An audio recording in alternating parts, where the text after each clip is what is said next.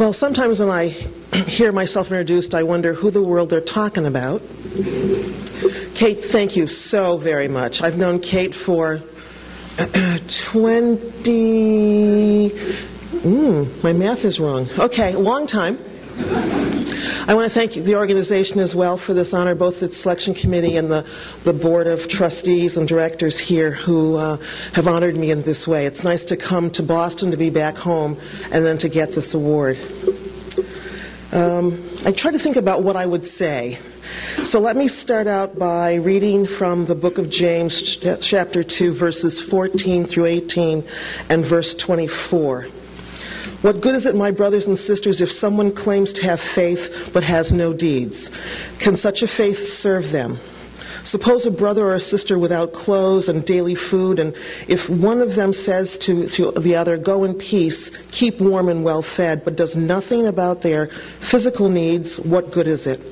In the same way, faith by itself, if it is not accompanied by action, it is dead. But someone will say, "You have faith, I have deeds. Show me your faith without deeds, and I will show you my faith by my deeds." And verse 24, you see that a person is considered righteous by what they do and not by faith alone. So I came to think about how I got here, how I got in this business, why I stay in this business, and it has a lot to do with the good work all of you in this room do, and we all do together in the service of others. And whether you define it by something of the calling of your faith, or you define it because simply it's a good place to work and a good business and a good industry to be in, I really don't care, as long as you continue to do the work that you do. And so thank you to each and every one of you for the work. I used to think that public housing was just a job. And along the way, it's become so much more than just a job to me, and I think it has really begun to define me. At the BHA, I used to refer to myself as the public housing princess. I'm not sure what I would call myself at HUD, this part, but probably not so much, but it's okay. A number of you have heard me say over and over again, I said it during my Senate confirmation testimony, I've said it time and time again, that home is the foundation upon which we all build our lives.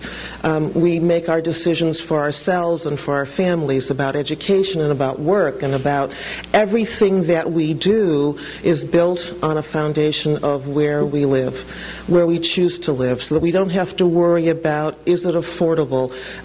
Is it going to be safe when I come home at night from whatever I've done during the day and put the key in the lock, and are my possessions, no matter how little or how much I paid for them, are they still there, safe and protected, so that I don't have to worry day after day?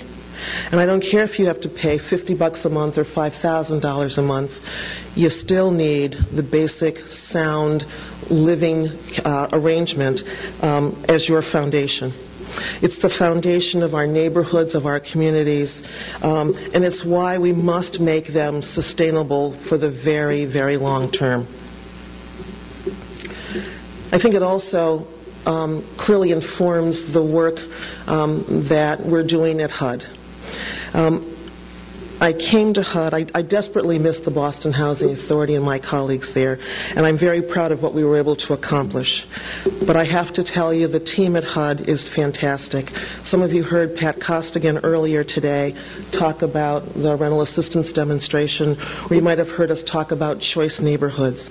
Again, long-term preservation, changing the way in which poor people live in our country.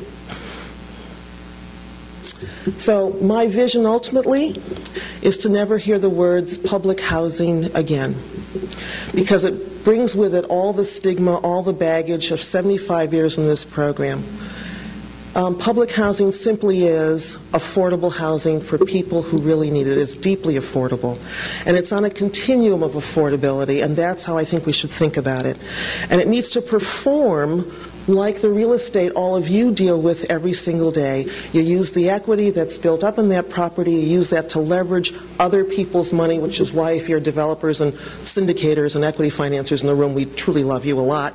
But you use other people's money then to improve that real estate. Public housing is real estate with a mission. The mission is to house extremely low-income people, and without that happening, without that infusion of capital, without that long-term sustainability, we can't do that. And that's why it is so important for all the work we do to continue moving forward. I love this work. I've been at this longer than some of you in this room have been alive. I was talking to Tom Nutt Powell saying I celebrated my fake 52nd birthday last week. He then added a number to it. I don't know how you knew that, Tom, but don't tell what the number was. And I intend to do this for a much longer time, God willing. It's been a wonderful time working with people like you. It's been a wonderful time getting to know both residents and operators of affordable housing across this nation. I want to say congratulations to John Mackey for your leadership, John. Again, for using other people's money to help those in need across this nation. And so I would say to all of you, every day that you wake up in the morning and you wonder whether it's worth it to get out from under the covers and to start another day, I want you to think about the work you do. And you may not know it exactly, but the thousands and thousands and thousands of lives that you have made better by the work you do, your reward may not be here, but you will get that reward. And so God bless all of you, and thank you very much for this honor.